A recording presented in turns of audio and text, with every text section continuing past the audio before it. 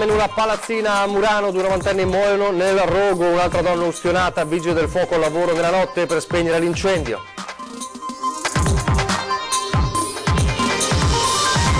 Fumo dalla turbina di un Boeing 737 proveniente da Napoli diretto a Treviso, SOS del comandante, atterraggio con piano di emergenza alla Canova, si trattava di una perdita d'olio. Tensione e scontro ieri sera a Padova tra centri sociali e polizia, gli antagonisti protestavano per il corteo di Forza Nuova contro l'aborto. Dopo le polemiche della giornata di apertura, oggi seconda giornata del Congresso Mondiale delle Famiglie a Verona, attesi i ministri Salvini, Fontana e Bussetti, cortei e contromanifestazioni. Indagine a tutto campo delle Filippine per risalire ai killer che hanno freddato a colpi di pistola il 49enne imprenditore padovano Andrea Guarniero. Continua la corsa solidale per il piccolo Joe, importante aiuto dalla Regione con 50.000 euro versati verso il traguardo dei 400.000. Dopo la grande festa della tradizione del processo a Veccia a Ponte Dante a Treviso, stasera alle 21:15 rivedremo integralmente tutta la kermesse. Telespettatori di Antena 3, buongiorno, ben trovati. La prima edizione dei nostri telegiornali, e cioè la cronaca in primo piano, la cronaca di una notte di fiamme in una palazzina dell'isola di Murano, una palazzina che ha preso fuoco, le cause ancora in fase di accertamento, la certezza purtroppo è che ci sono 2 vittime, 2 anziani ultra novantenni morti tra le fiamme, anche una donna ustionata, ma per tutti i dettagli ci colleghiamo con il nostro Filippo Fois che sta seguendo il caso. Filippo. Buongiorno da Venezia. Le 2 persone che sono decedute questa notte nell'incendio della loro abitazione si chiamavano Stefano Zalloni di 94 anni e Rosina Vitturi di 96.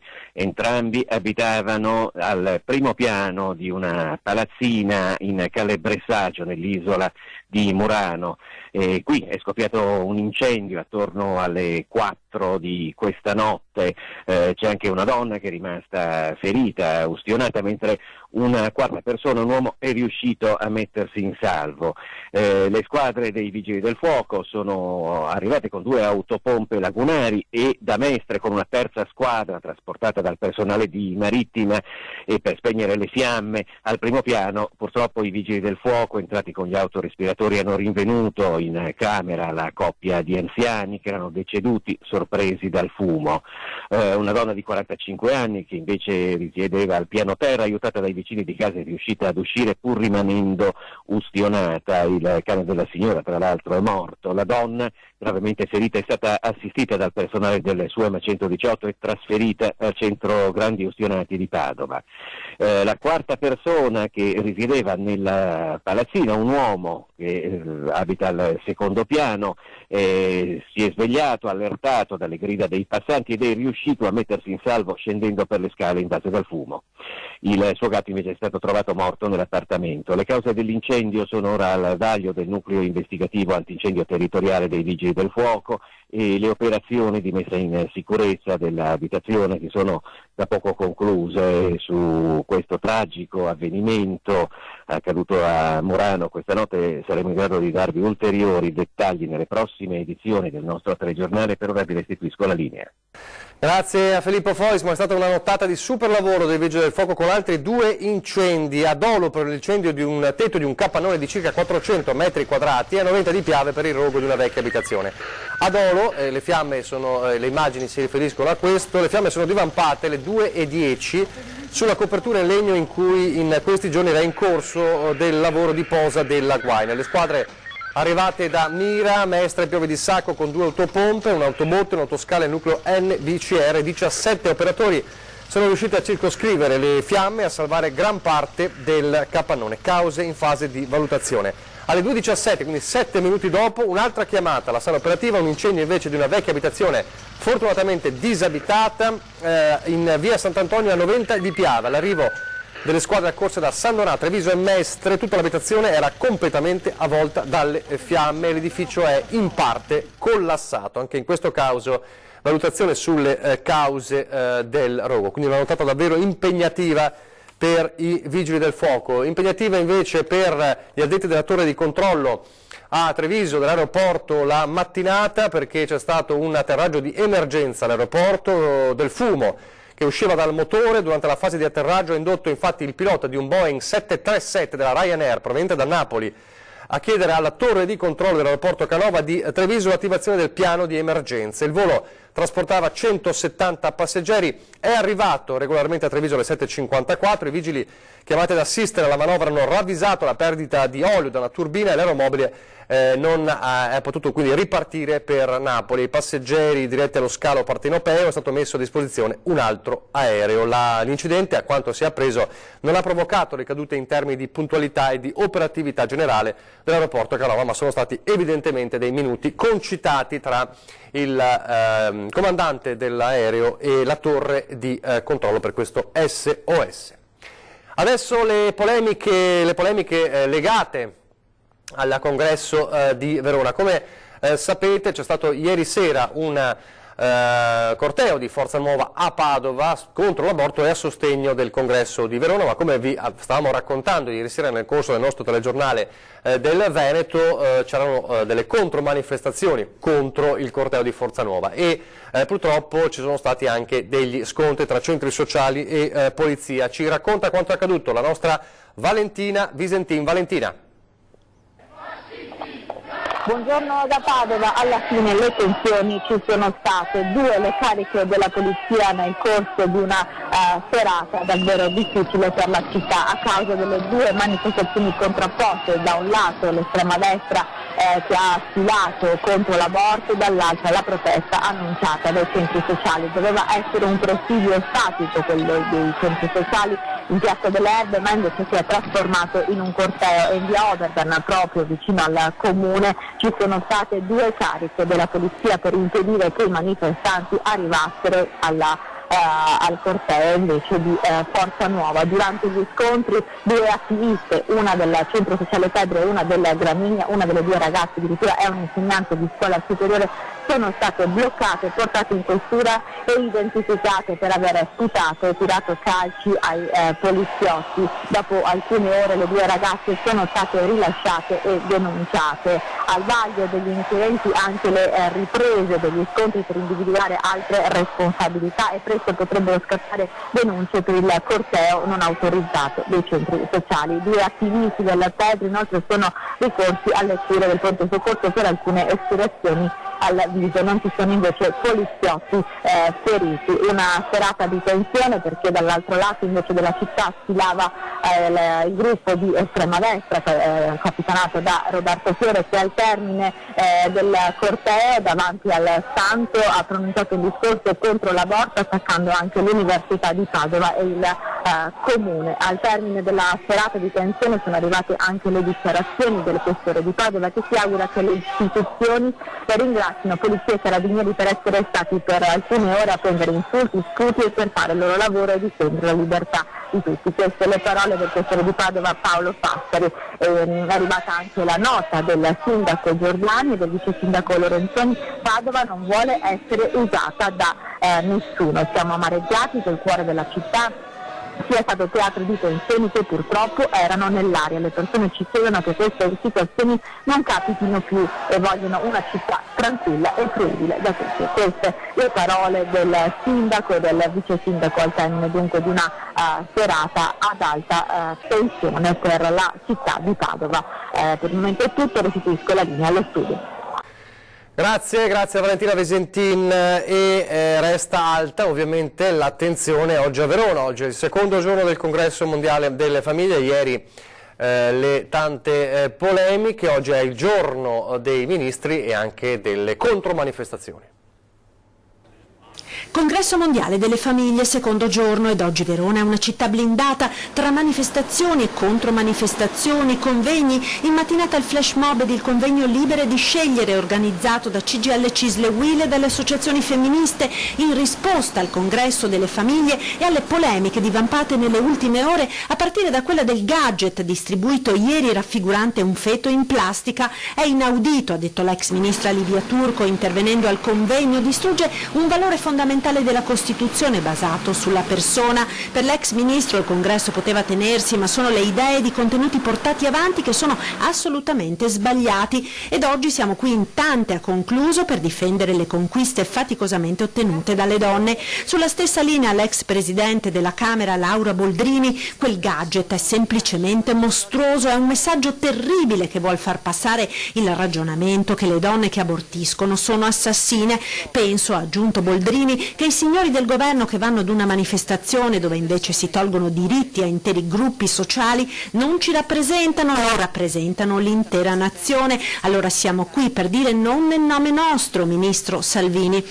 Oggi pomeriggio infatti è atteso il ministro dell'Interno, con lui anche il ministro della Famiglia, Lorenzo Fontana, e proprio la presenza di esponenti del governo al Congresso Mondiale della Famiglia è al centro delle contestazioni. Rete della Conoscenza, Coordinamento Universitario e Unione degli Studenti chiedono le dimissioni del ministro dell'Istruzione Bossetti, oggi tra i relatori, e la tensione è altissima. Verona è blindata per le manifestazioni organizzate da sindacati, sinistra, movimenti femministi ed antagonisti. Sono attese 20.000 persone, la questura è allertata, si temono scontri ed infiltrati. Alle 14 partirà il corteo dalla stazione di Porta Nuova. La situazione è costantemente monitorata dalle forze dell'ordine e da 200 telecamere di videosorveglianza, già a partire dai caselli di Verona Sud sulla A4 e Verona Nord sulla A22 del Brennero. Zona rossa fissata in piazza Bra, in particolare il Palazzo della Gran Guardia, dove è in corso il congresso. La cronaca, adesso torniamo a parlare dell'omicidio di Andrea Guarniero, il 49enne freddato da 2 colpi di pistola nella sua abitazione nelle Filippine. Si continua in queste ore da parte delle autorità filippine a indagare sull'omicidio. Come sapete, insomma, la pista è quella di una vera e propria esecuzione, non di una rapina. 2 i killer che sono entrati in casa andando a colpo sicuro, perché a quanto si è capito il 49enne era nello studio a lavorare con il PC e non ha avuto il tempo di reagire quando gli hanno sparato. Una delle cognate è accorsa immediatamente appena udito gli spari, trovando il 49enne padovano riverso a terra, morto. Indagini, come detto, affidate alle autorità locali. C'è forse lo screzio legato alla vendita di un terreno all'origine di questa vera e propria esecuzione, ma è solo una delle piste, quindi si continua a indagare alacremente su questo fatto che ha scosso evidentemente Padova. Adesso il caso tubercolosi nella scuola elementare di Motta di Livenza, restano 8 i contagiati, 6 bimbi e 2 maestre. Quindi il bilancio resta quello per ora, i controlli intanto continuano, e ieri sera alle 20:10 avevamo il dottor Sandro Cinquetti, direttore del servizio igiene e sanità pubblica dell'ULSS 2, e la dottoressa Angela Taraschi, responsabile dell'unità operativa di pediatria dell'ospedale di Oderzo, che hanno fatto il punto della situazione, cercando anche di rassicurare i genitori sul costante monitoraggio. Allora sentiamo alcune delle parole del dottor Cinquetti, un breve estratto di ieri sera. Noi non vogliamo dire che i genitori non devono essere preoccupati, lo siamo anche noi preoccupati, è il nostro mestiere, ma siamo preoccupati perché questo è un evento non usuale. Tuttavia io ritengo che in questo momento l'evento sia gestito da professionisti capaci e questi professionisti stanno mettendo in campo il meglio delle energie. Le tecnologie che abbiamo a disposizione sono tali da farci ritenere che questa vicenda certamente si concluderà. Noi abbiamo sottoposto a test Mantù le 2 classi nelle quali operava in via ordinaria la maestra caso indice, per complessivi circa poco meno di 50 bambini. Nella seconda fase abbiamo sottoposto a test Mantù l'intera scuola, oltre 400 bambini. Sottoporremo a breve, la settimana prossima, martedì, a test Mantù un altro centinaio di bambini che oggi fanno la prima elementare. La prima media. Abbiamo anche qualcuno disperso per trasferimento, lo stiamo raggiungendo attraverso le USL del territorio regionale o nazionale, ma sono pochi. Io mi auguro che si chiuda con la chiusura dell'anno scolastico, sarebbe già un ottimo risultato, ecco, perché è una vicenda che richiede i tempi propri del controllo di situazioni come queste, che sono situazioni oggettivamente complesse, non situazioni facili. Abbiamo visto in Italia situazioni ancora più complesse, ne abbiamo gestite di più semplici, questa è una situazione a complessità non trascurabile. A proposito di sanità, la protesta, la polemica sull'ipotetico declassamento dell'ospedale civile di Venezia e domani una grande manifestazione di protesta nel capoluogo lagunare. Tutti in piazza domenica per difendere l'ospedale civile Santi Giovanni e Paolo dopo il declassamento deciso dalle nuove schede regionali. C'è una manifestazione di tutti i veneziani che andranno a difendere il proprio ospedale. Ringrazio tutti i cittadini che hanno aderito massicciamente e velocemente, poi abbiamo invitato anche tutti i partiti, associazioni, e mi raccomando che i partiti non portino nessuna bandiera perché è una manifestazione generale civica dei veneziani. Sono felice della reazione che ha avuto la cittadinanza veneziana e per mostrare poi alla Regione che noi ci siamo, difenderemo l'ospedale e non ci faremo declassare. L'appuntamento è alle 11 in campo Santi Giovanni e Paolo su iniziativa del Movimento per la difesa della sanità pubblica veneziana, Venezia.com e Centro per i diritti del malato. Il declassamento significa sicuramente un minor riconoscimento per quanto riguarda le specialità. Si passa da unità complesse ad unità semplici, quindi un definanziamento alle strutture, un definanziamento per quanto riguarda le macchine tecnologiche, una riduzione del numero del personale sia medico che infermieristico. Però qual è la rabbia? Che oltre al declassamento dell'ospedale di Venezia, dell'ospedale di Chioggia, ad una perdita di 173 posti letto in tutta la USL, ancora una volta si depotenzia il territorio. E per dare un messaggio ancora più incisivo al termine della manifestazione ci sarà un flash mob. Faremo una foto riassuntiva della campagna Isomorti con tutti noi morti per terra, per finta naturalmente, di fronte all'ospedale. Pochi istanti di pubblicità, torniamo subito.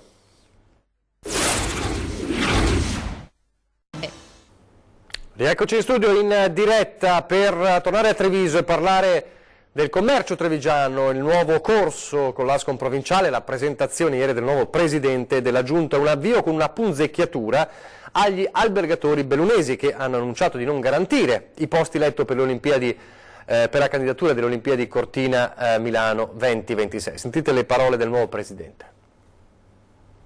Non guardiamo i confini, apriamo gli orizzonti e scopriamo che i posti letto ci sono, ad esempio ci sono da noi, creiamo le infrastrutture per collegare Cortina al resto del mondo e assolutamente Treviso può offrire tutti i posti letto che servono per le Olimpiadi di Cortina che noi ovviamente auspichiamo. Inizia con una punzecchiatura agli albergatori bellunesi, l'era Capraro all'Ascom di Treviso. Oggi la presentazione della giunta che guiderà l'associazione fino al 2024, con il presidente veterani e nuovi volti, e con loro il nuovo direttore Vito Monaco, ma soprattutto la volontà di trasformare l'impresa del terziario in impresa innovativa. Presidente, in uno slogan le sue ambition di mandato. Un futuro da rappresentare interpretando gli interessi nuovi e gli interessi emergenti dei nostri soci. Un giovane presidente, Federico Capraro ha 44 anni, ma idee chiare soprattutto nel confronto con le istituzioni, alle quali manda sin da subito un messaggio chiaro sulla gestione dei territori. La pianificazione non può prescindere dal valore della prossimità.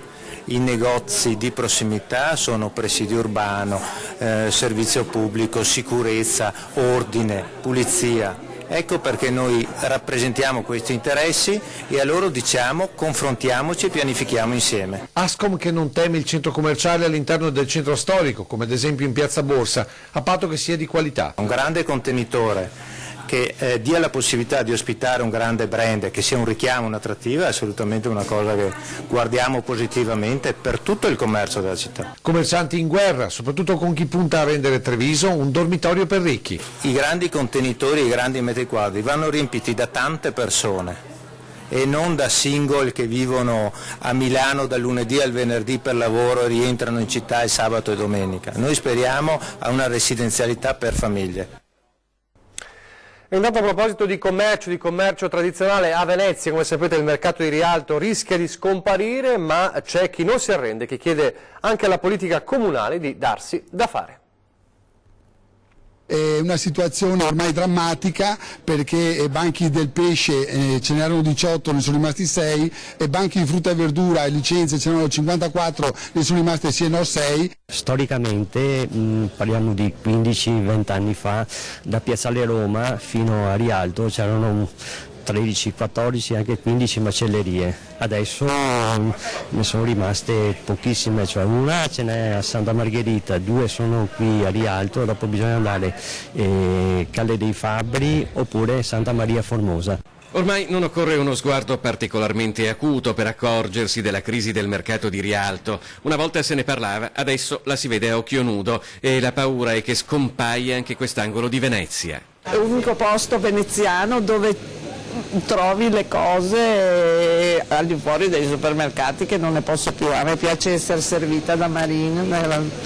Ha paura che chiudano? Sì, perché i veneziani purtroppo siamo sempre meno e quindi non è che con stranieri ci si vive. I problemi di Rialto sono in fondo i problemi di Venezia o viceversa.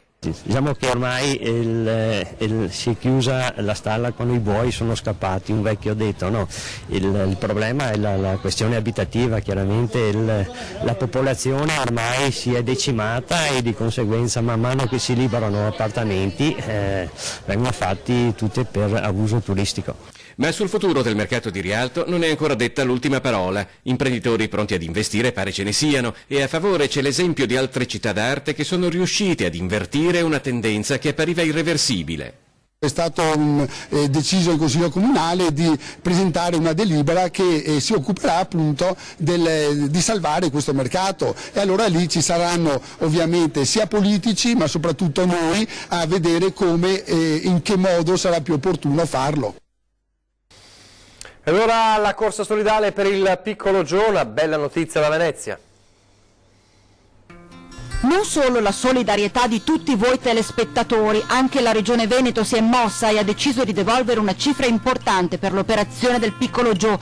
50.000 euro sono stati destinati a questo bimbo di Piazzola sul Brenta, ora i 400.000 sono praticamente una certezza.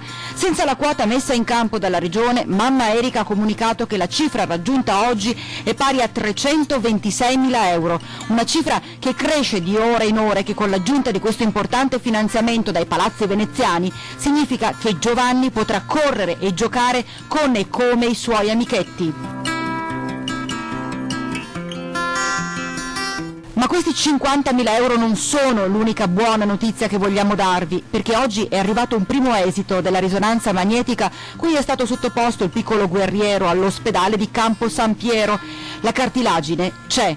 Questo è un elemento fondamentale, il più importante. Adesso gli esami saranno passati al vaglio del professor Paley, il luminare che si occuperà dell'intervento del bambino in Florida e che determinerà modalità e tempi d'azione. Intanto si susseguono le iniziative di raccolta fondi. Domenica prossima nell'area golenale del Brenta a 9, in occasione della giornata dedicata agli aquiloni, sarà allestito un gazebo per la vendita dei famosi biscotti di Gio. E proprio lui sarà la guest star, l'ospite d'eccezione che farà volare davanti a tutti e per tutti l'aquilone della solidarietà. Un gesto che racchiude un profondo significato, una sorta di buon auspicio, come nelle credenze orientali, e che tanto ricorda le parole della poetessa Alda Merini. Bambino, se trovi l'aquilone della tua fantasia, legalo con l'intelligenza del cuore. Vedrai sorgere giardini incantati e tua madre diventerà una pianta che ti coprirà con le sue foglie.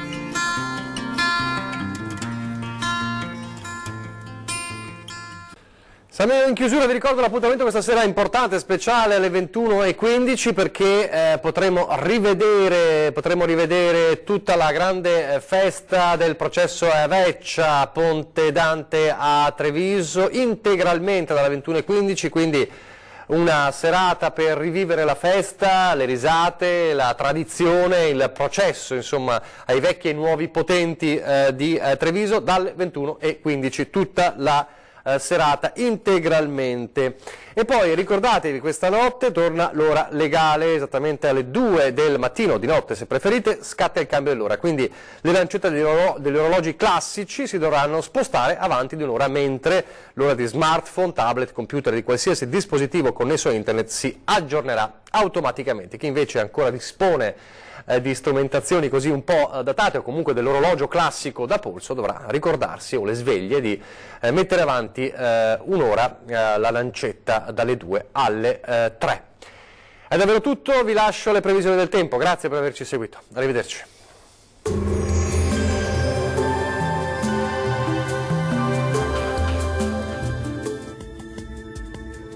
Ben ritrovati al meteo. Sarà ancora il bel tempo ad essere protagonista sulle nostre regioni, l'alta pressione si mantiene dunque salda. Nel dettaglio vediamo che sul Veneto sarà una giornata soleggiata ovunque, il cielo si presenterà sereno su tutti i settori senza la presenza di nubi. Temperature minime tra lo 0 e i 5 gradi, massime in lieve calo comprese tra 16 e 21 gradi circa. Bel tempo anche sul Friuli Venezia Giulia, anche in questo caso sarà una splendida giornata all'insegna del sole e il cielo sarà sereno o al massimo poco nuvoloso su tutte le province.